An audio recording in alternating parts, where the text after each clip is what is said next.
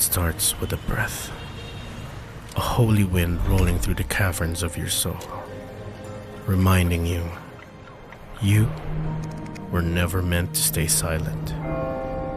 He calls you to burn bright in a world that's growing dim. And then suddenly, your fear becomes small. Your doubts lose their grip. Your past loses its power. Because the one who rose from the dead now rises inside of you. And when that fire catches, and when that breath becomes your breath, you become exactly what God calls you to be.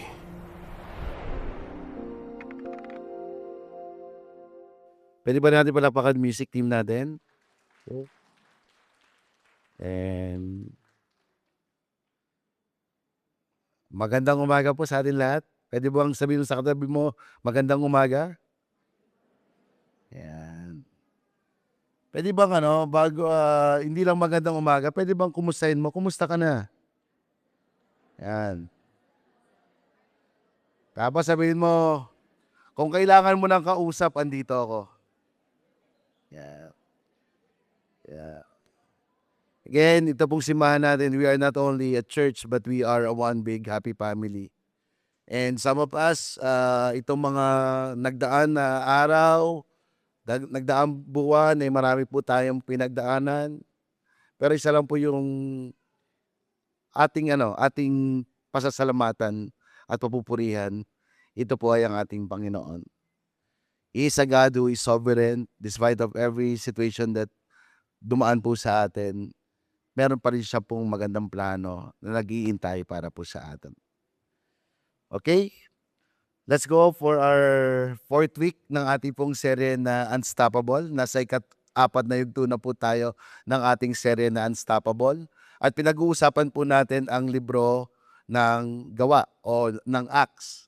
Ito po ay yung early church. Nakita po natin na despite of mga opposition, despite of mga situation, despite of personality na meron sila, tunay po na ang simbahan ay patuloy na nag-a-advance.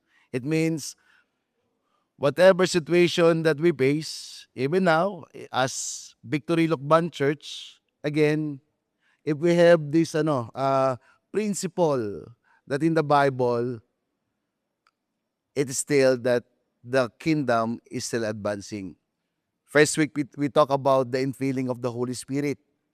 Aalis po ang Panginoong Yesus, pagkatapos siya pong mapako sa cross, nabuhay muli, at kaharap niya po yung mga disipulo. And nung kaharap na po niya yung mga disipulo, nagbigay siya ng pangako. Ako'y aalis, pero huwag kayong mag-alala, darating ang Diyos na banal na Espiritu. And yun po yung pangako in Acts 1:8. And you will receive power to be effective witness. Sabi mo sa katabi mo, you are effective witness. And not only that, in Acts 2, the infilling of the Holy Spirit. After the infilling of the Holy Spirit, 120 become 3,120. Because of the infilling of the Holy Spirit, Peter preached the gospel and 3,000 were added. And because of that, the infilling of the Holy Spirit, hindi po napigilan. Ano kasunod natin? Infilling, kasunod ay si Helby. Nalimutan ko bigla. Chapter 4. May mga persecution na dumaan dahil doon sa miracle na nangyari. Di ba? Yung naglalakad si John at si Peter. Paglakad ni John at ni Peter, may miracle na nangyari. And because of that miracle, again, nag-preach ulit si Peter at si John about the resurrection of Jesus. And 5,000 were added. Ilan na po? Around 8,120. At because nakita ng mga in authority na dumadami ang mga Kristiyano, mananampalataya, dumating na po yung persecution na tinatawag. Tama po? But because kahit po may persecution na nangyayari, because of the infilling of the Holy Spirit, because of the understanding the sovereignty of God, and the church are praying, ano po yung boldness ng simbahan na kahit may mga opposition, kahit na ando na po yung point na mamatay sila, pero they keep doing in preaching the gospel. And now, nandito na po tayo dun sa Acts 9. Kasi yung pagkatapos po nung nag-preach sila, marami pa pong miracle ang nangyari. Tama po ba? There's a lot of miracle that happened. Yung lumalakad si Peter, marami po yung nagsigalingan. And again, marami na naman pong na-add sa church. At nung sila po ay nasa Jerusalem, they enjoy worshiping together. Tama po, di ba? Di ba? Medyo inano ko lang bago tayo mag-Acts 9. Nung na-enjoy po nila yung together, parang dito, na-enjoy nyo po ba yung magkakasama tayo dito? Yan, di ba? Pero hindi po dapat ganito tayo kadami kasi umiinit na. Matinding problema, magandang problema kasi dumadami po tayo kaya nagdagdag po tayo ng panibagong service natin. Okay, palakpakan po natin ang Panginoon. Patuloy niyo pong ipag-pray kasi sa unang araw po noon medyo mababawasan tayo, mag-a-adjust din po yung mga we serve team natin, pero keep on praying po sa ating simbahan. So, again, in Acts 8, na-enjoy na po nila na they are worshiping together in Jerusalem. Pero anong plano ng Diyos? Nung binigay niya yung God the Holy Spirit, ang plano po ng Diyos ay to be effective witness in Jerusalem, Judea, Samaria, and to the ends of the earth. So we honor God and make disciples not only in Victory Lucban, but in every nation. So ang nais po ng Diyos ay hindi lang dito. Kaya po dumating na po itong tinatawag na si Pablo. So, ang pag-uusapan po natin ngayon ay tungkol po sa miraculous salvation. Can we all stand up and let us read the Word of God?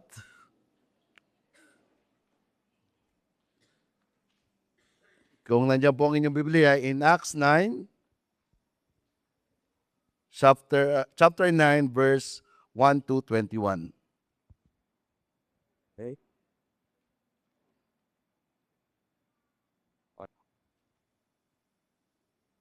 Okay. Let us read the Word of God. In verse 9, but Saul is still breathing threats and murders against the disciples of the Lord, went to the high priest and asked him for letters to the synagogue at Damascus, so that if he found any belonging to the way, men or women, he might bring them bound to Jerusalem. Now, as he went on his way, he approached Damascus, and suddenly a light from heaven shone around him. And falling to the ground, he heard a voice saying to him, Saul, Saul, why are you persecuting me? And he said, who are you, Lord? And he said, I am Jesus, whom you are persecuting. But rise and enter the city, and you will be told what you are to do. The men who were traveling with him stood speechless, hearing the voice, but seeing no one. Saul rose from the ground, and although his eyes were open, he saw nothing, so they led him by the hand and brought him into Damascus. Verse 9, and for 3 days he was without sight and neither ate nor drank. Now there was a disciple at Damascus named Ananias. The Lord said to him a vision, Ananias. And he said, here I am, Lord. And the Lord said to him, rise and go to the street called Straight, and at the house of Judah, look for a man of Tarsus named Saul, for behold, he is praying. And he has seen in a vision a man named Ananias come in and lay his hand on him so that he might regain his sight. But Ananias answered, Lord, I have heard from many about this man, how much evil he has done to your saints at Jerusalem. And here he has authority from the chief priests to bind all who call on your name. But the Lord said to him, Go, for he is a chosen instrument of mine to carry my name before the Gentiles and kings and the children of Israel. For I will show him how much he must suffer for the sake of my name. So Ananias departed and entered the house, and laying his hand on him and said, Brother Saul, the Lord Jesus whom appeared to you on the road by which you came has sent me so that you may regain your sight. And he filled with the Holy Spirit, and immediately something like scale fell from his eyes, and he regained his sight. Then he rose and was baptized, and taking food, and he was strengthened. For some days he was with the disciple at Damascus, and immediately he proclaimed Jesus in the synagogue, saying, He is the Son of God. And all who hear him were amazed and said, Is not this man who make havoc in Jerusalem of those who called upon this name? And as he has not come here for this purpose, to bring them bound before the chief priests. But Saul increased all the more in strength and compounded the Jews who lived Damascus by proving that Jesus was the Christ. Let us pray. Lord, thank you for your message. We pray, God, that we will be effective witness. Help us, God the Holy Spirit, to remind us for our purpose. Thank you for choosing us, God the Father, to be your son and daughter because of Jesus. And as we have this miraculous salvation, we pray that you will choose us also to propagate your word in advancing your kingdom. In Jesus' name, amen. Sige po, pwede po tayo maupo. So the gospel is for everyone regardless of our background, showing that God's love and salvation are available to all people without exemption. Ito po yung tinatawag na miraculous salvation. The gospel is for everyone. It means gospel is inclusive. It is for all. So if it's for all, it means that everybody is welcome to receive this salvation. Regardless of our background, God gave His love and salvation. In Acts 9:1, we will see here the two types of people. First, the murderer, and second, the disciple. Let's read. But Saul is still breathing threats and murder against the disciple of the Lord, went to the high priest and asked him for letters to the synagogue at Damascus, so that if he found any belonging to the way, men or women, he might bring them bound to Jerusalem. So makikita po natin dito na para kanino ba yung miraculous salvation? Kasi dito po, sinasaad dito na si Pablo po ay pumunta sa Damascus after niyang manggaling sa Jerusalem. At may dala-dala po siyang letter. At yung letter na yon ay para habulin ang mga mananampalataya sa Damascus. Kasi yung isa po, taga-usig, the murderer, at yung isa naman po ay the disciple. Again, si Paul po dito ay tinatawag po na persecutor of the disciple. So ano po yung ibig sabihin ng disciple? Disciple of the Lord means all those who believe in and follow Jesus Christ as their Lord and Master. So yung disciple of the Lord daw po, ito po yung tinatawag na nanampalataya, sumunod kay Kristo, at si Kristo po ay yung Lord at Master ng buhay niya. It means, Lord means one who has authority, control, or power over others. Lordship means our total allegiance and obedience are in Christ. So, hindi lang po sila believer, but they are also a follower of Christ. Parang ganito po, sino po dito, you are a believer? Pwede po tayong magsabi lahat that we are a believer of Christ, even yung sa labas po. Pero ang tanong, paano po malalaman na we are a disciple of the Lord?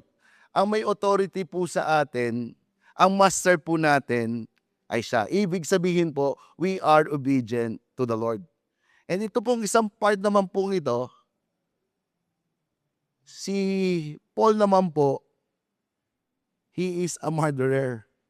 It means, the authority na meron siya ay hindi po nanggagaling kay Lord, but nanggagaling po sa authority ng kanyang katungkulan. Kasi hindi lang po siya basta-basta pariseyo, but also meron po siyang katungkulan doon sa simbahan po na meron siya. We're going to talk about two persons, different background, but God used them mightily in advancing God's kingdom. So kahit may pagkakaiba po silang dalawa, pero makikita po mamaya natin na ginamit pa rin po sila ng Panginoon mightily in advancing God's kingdom. It means our history does not dictate our destiny when we are in Christ. Ulitin ko po, our history does not dictate our destiny when we are in Christ. Tanong, sino po alam mo at akala mo at alam mo na ikaw ay magiging follower ni Christ? Meron po ba dito? Pero despite po na hindi po natin akalain, kahit ano po yung background natin, gagamitin pa rin po tayo ng Panginoon. Hindi po ito nakabase sa past mo, but ito po ay nakabase sa plano ng Diyos sa bawat isa sa atin.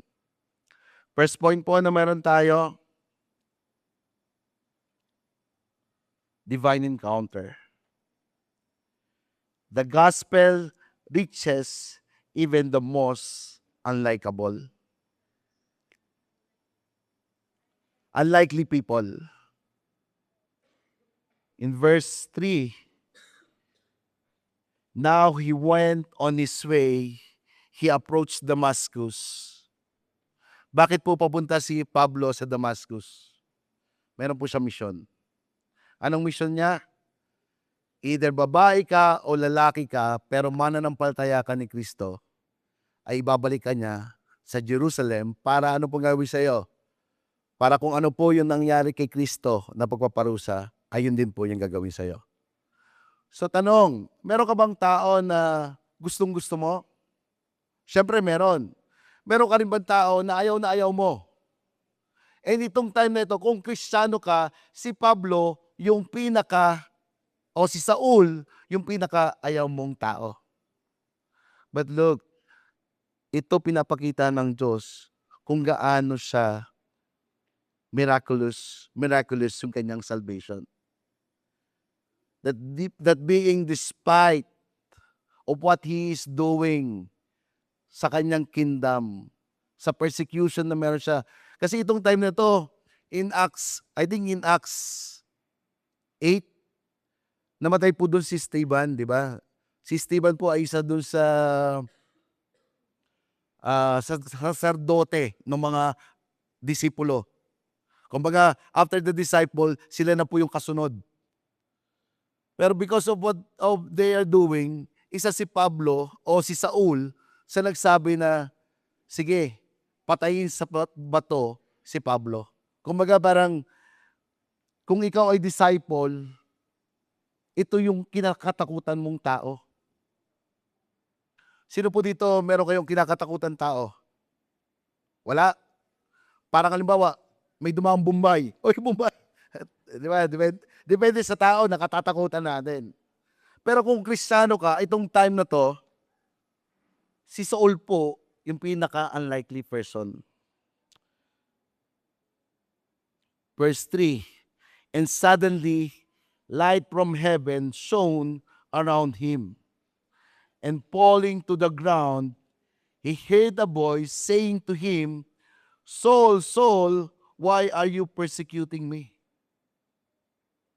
Jesus addresses Saul personally and he repeat his name for emphasis. Nabulag po si Pablo nung araw na to. Sabi niya, Pablo, bakit mo ako pine-persecute? O Saul, bakit mo ako pine-persecute?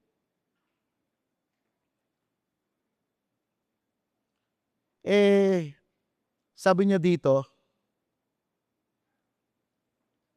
in verse 5, and he said, who are you, Lord? And he said, I am Jesus, whom you are persecuting. Kung makikita po natin dito, hindi naman si Jesus yung pine-persecute niya, di ba? Wala na si Jesus dito. Pero ang pinersecute niya dito, yung mga disciple. So it shows that even kahit yung mga disciple yung pine-persecute, again, it pointing pa rin na si Jesus pa rin yung nasasaktan. Same thing to us. If we continually advancing God's kingdom, and we are persecuted, sino dito na persecute ka na? Tapos meron ka na ng parang point na ayaw mo nang ipagpatuloy. Huwag po tayo mawalan ng pag-asa. Again, sinasaad po dito na si Jesus mismo, yung vengeance pa rin natin in terms of making our part in doing disciple. This challenges us to trust in God's power to reach anyone, anywhere, even those He might overlook. Yung challenges po na ito, ay hindi po ito'y binibigay po sa atin ng Panginoon na ibigay po natin sa Kanyang kapangyarihan to reach anyone, even those we might overlook. Saul's story demonstrates that no one is too lost, too broken, or too antagonistic for God to save. Kasi makikita po natin dito, tingin po natin, imposible si Pablo na maligtas. Imposible siya na makakilala sa Panginoong Diyos. But in this moment, it is the divine encounter of the Lord. Yung tinatawag na curious, yung kanya pong presence, ito po yung na-encounter ni Saul or ni Saul in this moment. And in verse 7, what happened po dito, yung mga kanyang kasama ni Saul, sila po mismo din ay hindi nila, narinig po nila yung tinig, pero sila mismo ay hindi nila maintindihan until nakita po nila si Saul ay nabulag na po. Pero some commentaries say that even Paul encountered Jesus in that moment. Na ang nakabulag po kay Paul, yung maliwanag na ilaw o yung light na yon, it is the presence of the Lord. So for us, the gospel reaches even the most unlikely people. Ang ebanghelyo ay umaabot maging sa mga pinaka hindi inaasahang tao. Siya ang kumikilos sa lugar at bansa na akala natin ay wala na tayong maaabot, sa mga puso ng mga taong iniisip natin hindi na magbabago. If God could transform someone like Saul, who became Paul, He can transform nation to be a believers of Jesus. Application: never consider anyone beyond the reach of God's grace or impossible to save. Continue to pray and share Christ's love with all, even those who seem least interest or most opposed. So tinatawagan po tayo na patuloy po tayong maniwala sa miraculous salvation ng Panginoong Diyos. Dito sa Lukban, sino yung tingin mo na imposibleng makakakilala sa Panginoon? The one who persecute you, maybe. The one who is so religious. The one who is so mayaman na. Parang nasa kanya na ang lahat. Parang imposible na makakakilala sa Panginoong Diyos. But let's keep on believing. Let's keep on praying for those person. Maybe siguro yung tatay mo, yung kaklase mo, or even yung kapitbahay mo. Sabi nga, sino dito may paborito kang kapitbahay? Yung lagi mong kaaway? Pero do you think na ang puso pa rin ng Panginoong Diyos ay para pa rin po sa kaligtasan niya? Look at Paul. Sabi ko nga, bakit miraculous salvation? Ba't tinawag ito na kamangha-manghang kaligtasan? Sino ba yung nag-inherit lang itong miraculous salvation? Yes, sige, given si Paul. Mamamatay tao. Pero you know what? When I look, nung binabasa ko to, everybody of us received this miraculous salvation. Sino po dito karapat-dapat kang bigyan ng pagmamahal ng Panginoong Diyos? O mong you know that that you are deserved to receive this salvation. No one else. Because for the wages of sin is death. Who among you here, meron tayong mga lahat na nagawang kasalanan. But this is the miraculous salvation. Jesus died on the cross, even we still sinner, and He gave to us His grace. No one deserved this salvation. Even the most unlikely people.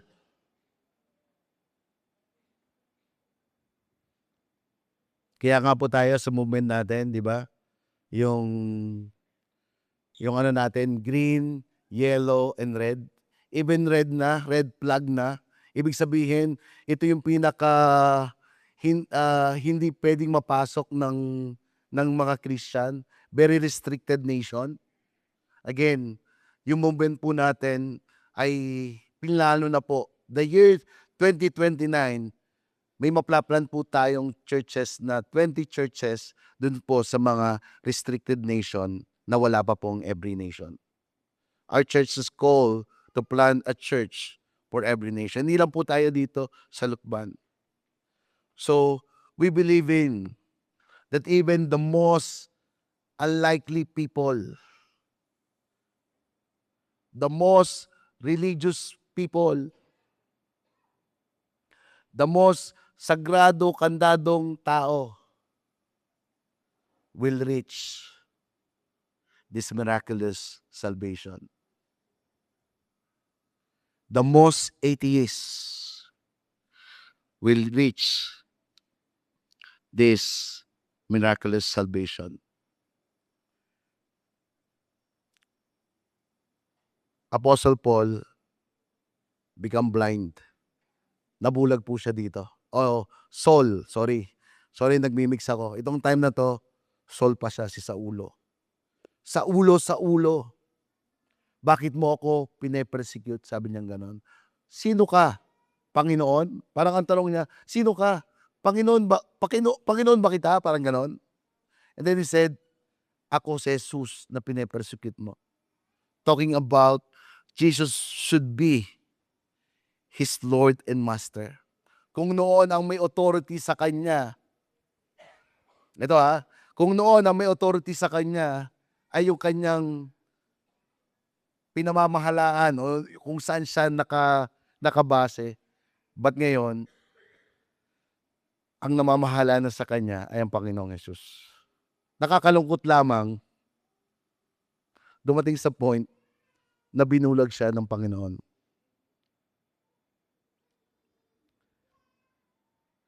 Careful po tayo na maging matigas ang ulo. Baka yung divine encounter natin kay Lord. Sino dito minsan matigas ang ulo mo? Pakitaas ka po ng kamay. Yan. Kasama po ako. Minsan, when I hear the word of God, preach the gospel, continually give generosity to the Lord. Minsan, matigas po ang ulo ko. May nagagawa rin po akong kasalanan, pero what do I mean? Let's go back to the Lord.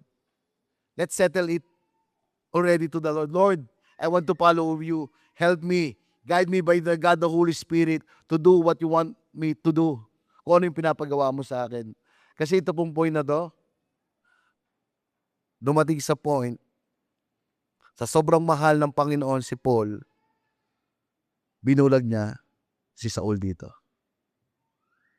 To the point na wala na siyang magawa to accept Christ as the Lord. To experience Jesus because of his hard-headedness. Second point, divine appointment. God uses ordinary and unexpected people to fulfill his purpose. Look in verse 10. It says here, now there was a disciple at Damascus named Ananias. The Lord said to him in a vision, Ananias, he said, here I am, Lord. Parang sinasaad po dito na si Ananias po is a ordinary disciple, a ordinary follower of Jesus. During time of his quiet time or in time of his prayer, nagpakita po ang Panginoon sa kanya. Sabi po dito, and the Lord said to him, rise and go to the street called Straight, and at the house of Judas, look for a man of Tarsus named Saul, for behold, he is praying. Exactly direction yung binigay po dito. A divine appointment na ibinigay niya doon sa ordinary disciple. Verse 12, and he has seen in a vision a man named Ananias come and lay his hand on him so that he might regain a sight. So nung una, nagpakita siya ng vision kanina po kay Ananias. Ngayon naman, sinasabi niya kay Ananias, huwag kang mag-alala. Nagsabi rin ako sa kanya, kay Saul, na may magpapakita sa kanyang Ananias. Kakaiba na naman po ito. It is a divine appointment that God gave a divine appointment to the ordinary disciple. To accomplish his purpose or even this person opposed God. The Lord is telling to Ananias that Saul has already seen him in a vision coming to heal him. This not only show God's detailed planning and care, but also reassured Ananias that encounter is safe and divinely arranged. Verse 13, but Ananias answered, Lord, I have heard from many about this man, how much evil he has done to your saint at Jerusalem. Nakakatawa po ito, no? Yung una, he gave a exact instruction. Okay, may imimit kang tao doon sa bahay ni ganto at ito yung daan. Pero nung binanggit na yung pangalan, napaisip po siya dito. At sabi niya dito, Panginoon, marami ako nababalitaan tungkol sa taong iyon na malupit siya sa inyong pinabanal na Jerusalem. So, look at this. Sino po yung gusto mong makapag-meet doon sa murderer? Parang ganito. May kumakalat na na post sa Facebook. Mag-ingat sa taong ito. Marami nang napatay ito. Parang ganon. Tapos, pagbukas, may kumakatok ng pinto, pagbukas mo doon sa pinto nyo, yung tao na yun, ano gagawin mo? Ay, tuloy ka, pasok ka. Hindi ano gagawin mo? Iiwas ka. Ano kaya pakaramdam ni Ananias nung pinapupunta siya doon sa taong yon? Siyempre may takot din po siya. May fear po siya. But God assured him na ako ang nagpapapunta sa'yo dito. And here he has authority from the chief priest to bind all who call on your name. Hindi lang siya murderer, but also he has also authority para hulihin sila at idala muli sa Jerusalem upang maparusahan. But again, God said to Ananias, gawin mo yan dahil ako ay may divine purpose for that person.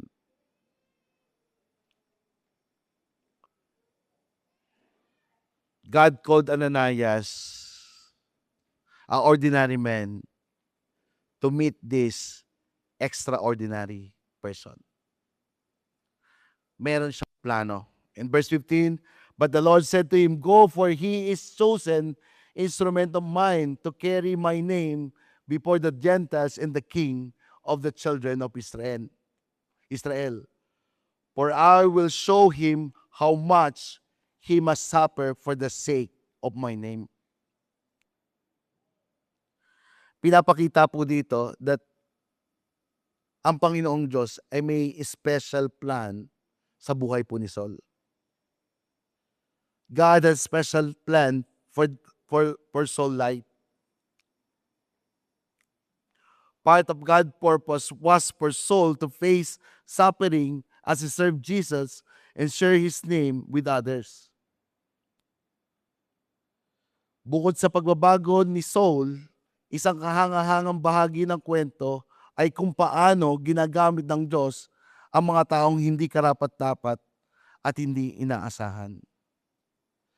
God accomplishes His purpose through ordinary and unlikely individual. Be ready to respond whenever God's called you to fulfill His purpose, even if you feel reluctant or uneasy. Kasi po itong point na to, it's a divine appointment of the Lord. So ibig po sabihin, if we also receive this miraculous salvation, God not called us to sit here, and after we sit here, pag uwi po natin bahay, balik na po tayo doon sa dati nating ginagawa. I believe also, we are like this Ananias. God set us appointment. God set us appointment to accomplish His purpose. Be ready, respond whenever God's called you to fulfill His purpose, even if you feel reluctant or uneasy.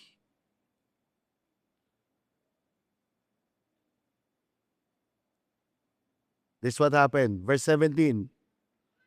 So Ananias departed and entered the house, and laying his hand on him, and he said, Brother Saul, the Lord Jesus, whom appeared to you on the road by which you came, has sent me so you may regain your sight and be filled with the Holy Spirit. Even Ananias is reluctant. Reluctant po dito si Ananias. Ayaw niya pong pumunta. Pero because ito po ay sinabi sa kanya ng Panginoong Diyos, even natatakot po siya, still, sinunod pa rin po niya ang Panginoong Diyos. At ano po nangyari? Kaya pinuntahan ni Ananias si Saulo sa bahay na tinutuluyan niya, at pagpasok niya roon, ay pinatong niya ang kanyang kamay kay Saulo, at sinabi niya, Saulo, kapatid ko sa Panginoon. Okay.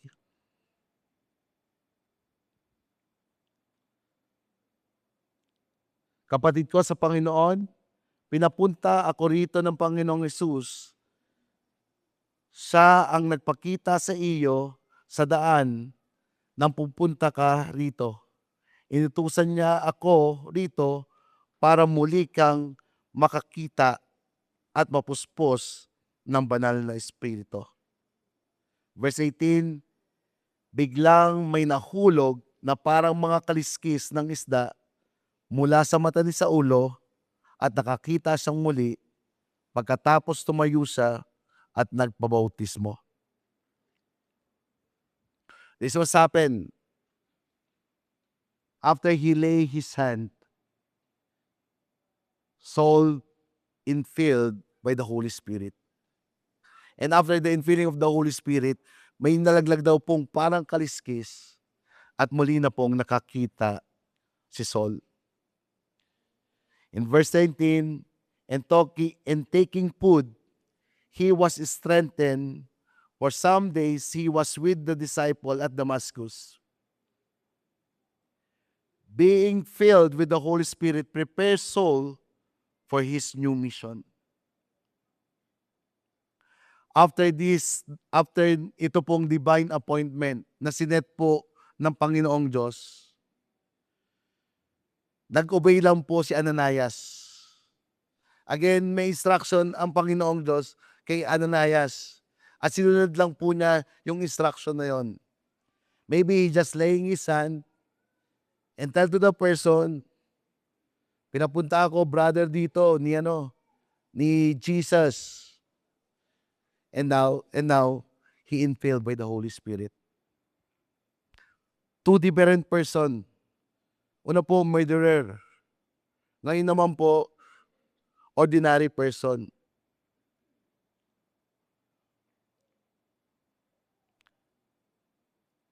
When a person genuinely encounters Jesus, their life changes direction, and they cannot help but publicly share truth about Christ, even in challenging or risky place.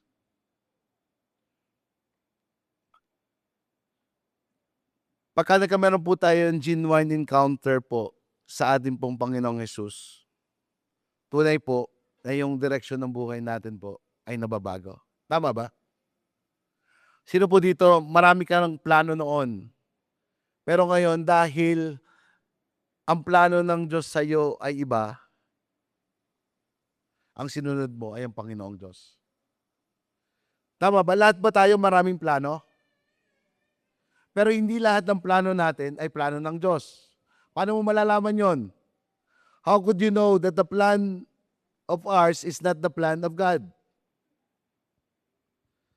Pagka mali yung planong yon, or pagka ito ay nagdudulot na sa iyo ng kasalanan, o magdudulot sa iyo ng kasalanan, ibig sabihin, hindi yan plano sa atin ng Panginoong Diyos. We have a lot of plan. But if we have a genuine encounter to the Lord, nababago po yung direksyon ng ating mga buhay. Tama? Sino po dito dati, alam mo, masarap, masarap gumawa ng mali, 'di ba? So, sino dito pinag-resign ka ni Lord, 'di ba? Yeah, pinag-resign ka ni Lord. Maybe hindi sa trabaho, pero pinag-resign ka ni Lord sa mga maling gawain. That's why now, you're walking in the right path. That's why now, yung life mo, pagka nakikita ng tao, it's just a magnifying His glories, His glory. It become honor to the Lord.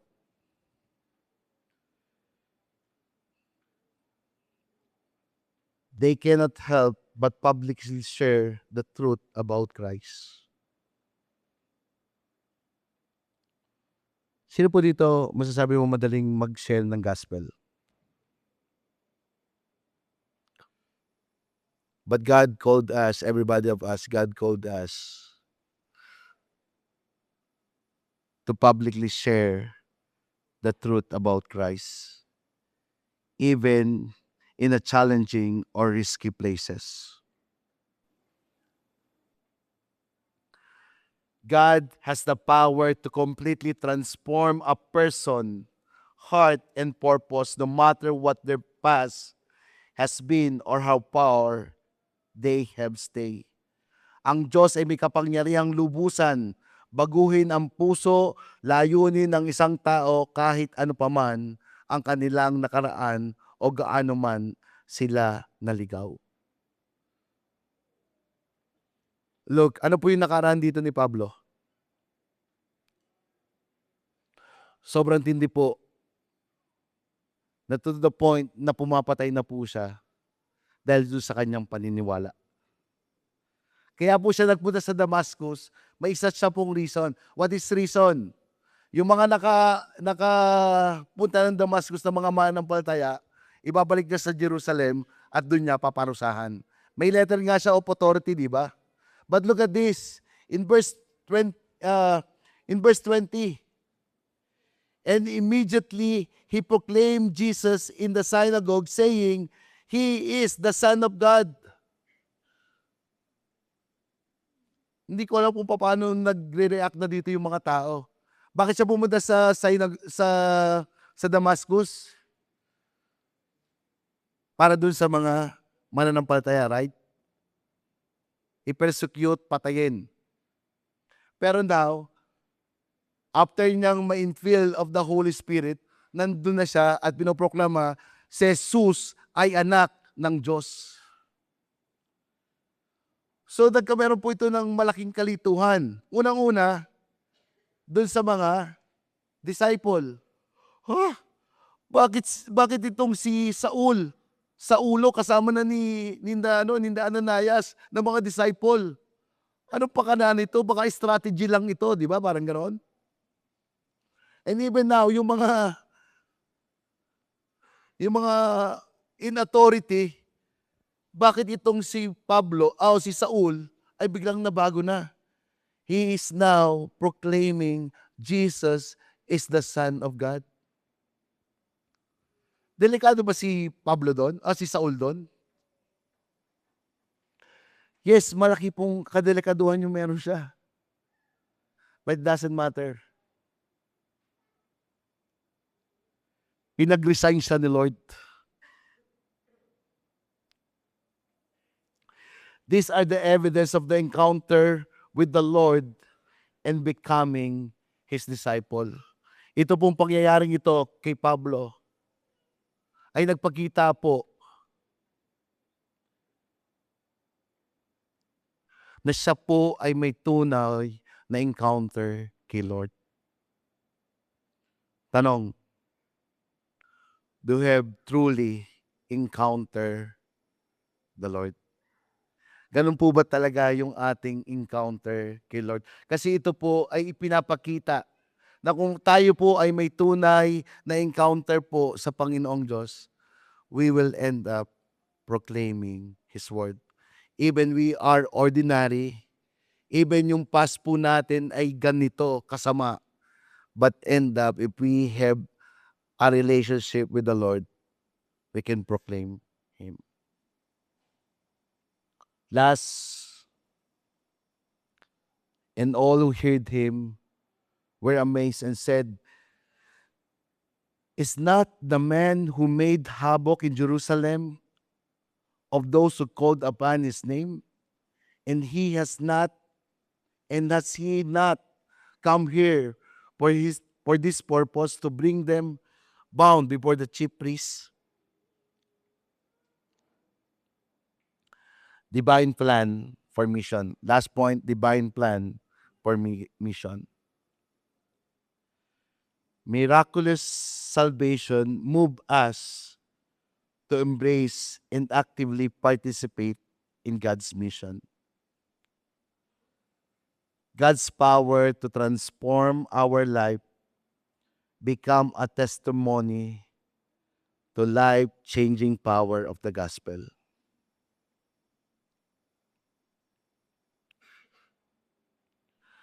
A true encounter with Jesus transform us from the inside out, compel us to boldly share our faith no matter our past. Tingnan po natin dito si Pablo. Nagtaka ang lahat nang nakarinig sa kanya. Sinabi nila, "Hindi ba't itong taong umuusig sa mga tagasunod ni Jesus doon sa Jerusalem? Hindi ba't naparito siya para hulihin ang mga kumikilala kay Jesus?" At dahil sa mga namamahalang pari, at dalhin sa mga namamahalang pawid, God's power to change life. Ang kapangyarihan po ng Panginoong Diyos ay nandito para po baguhin ang ating buhay. 2 Corinthians 5:17, if anyone is in Christ, he is a new creation, the old has gone, the new has come. No matter what our past, ano man po yung ating past, yung miraculous salvation po ng Panginoon ay kaya po tayong baguhin. He has a divine plan for mission.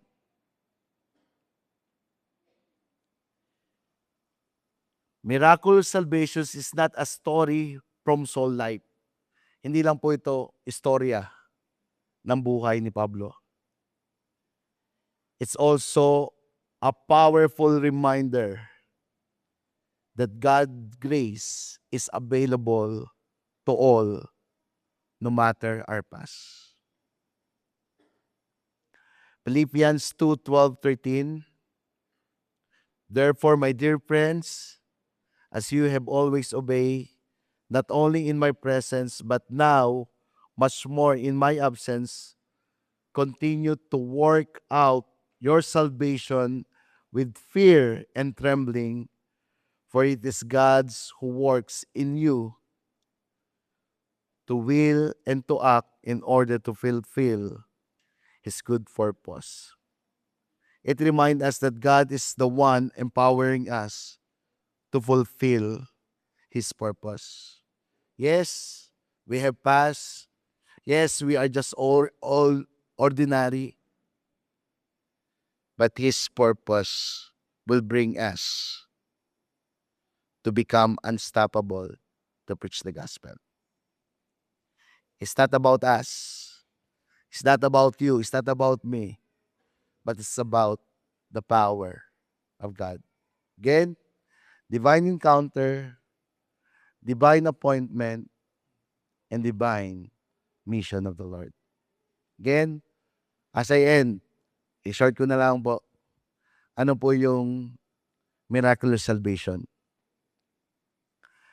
The miraculous salvation is receiving the grace of God in us so that we inherit this salvation.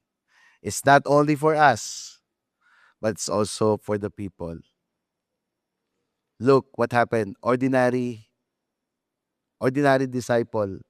Sino po yung na-reach niya? Si Saul, naging Apostle Pablo. Marami pong simbahan ang na-plant dahil po sa Kanya. So ngayon, are you available? Handa ka ba na gamitin ka ng Panginoong Diyos, yung divine encounter mo, to give you the divine appointment doon sa tao po na may divine mission? Can we all stand up?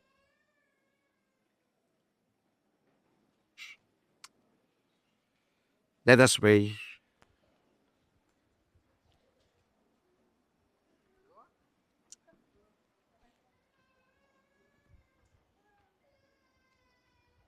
Lord, thank you that you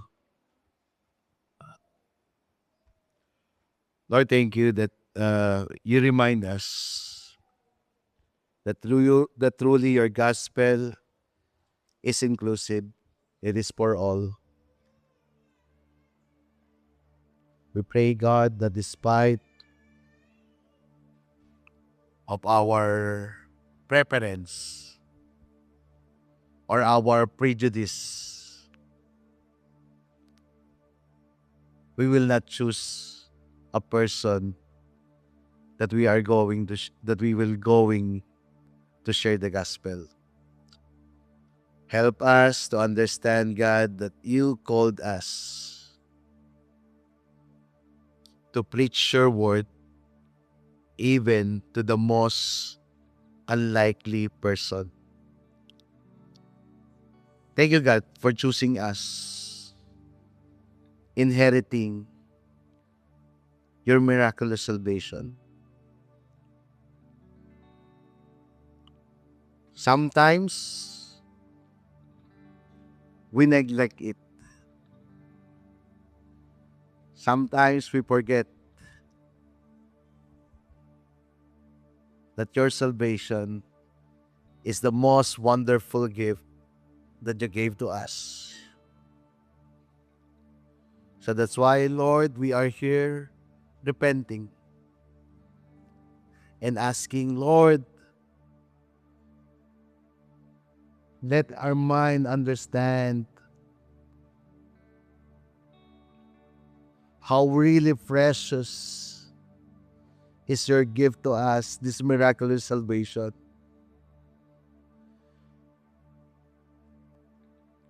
Lord, give us a heart of being grateful. That's in so many people here in Lukban, so many people here in the world. You choose us to inherit, to receive this miraculous salvation. Lord, give us also understanding how really deep, how really wide,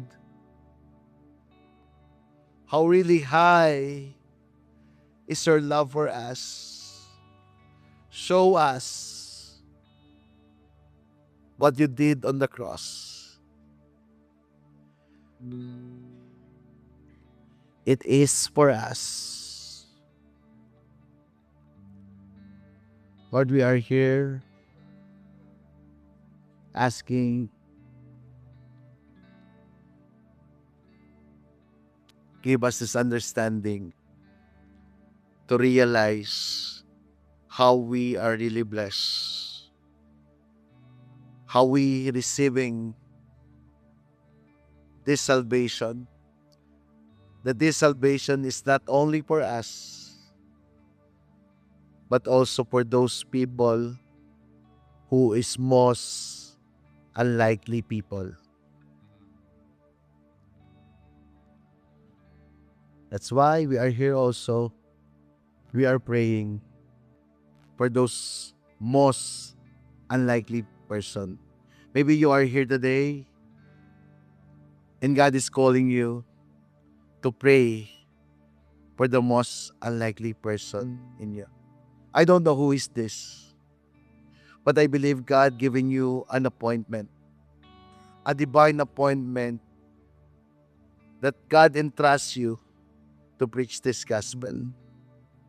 Can we take this moment in time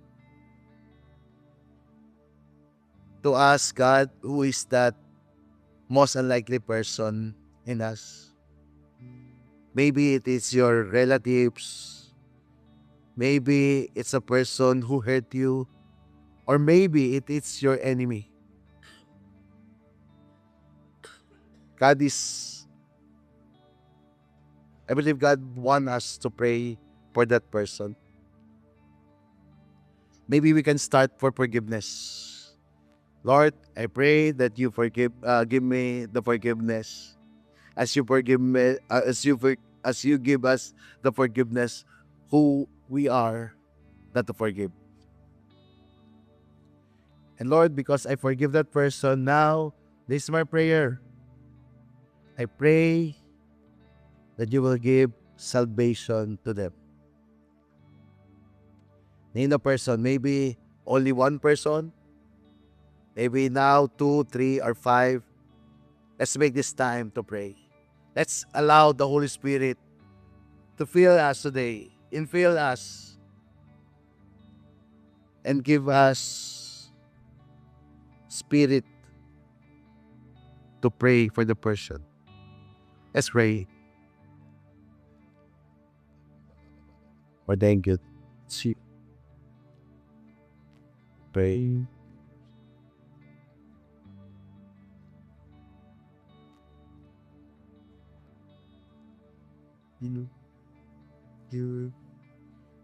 Last 15 seconds.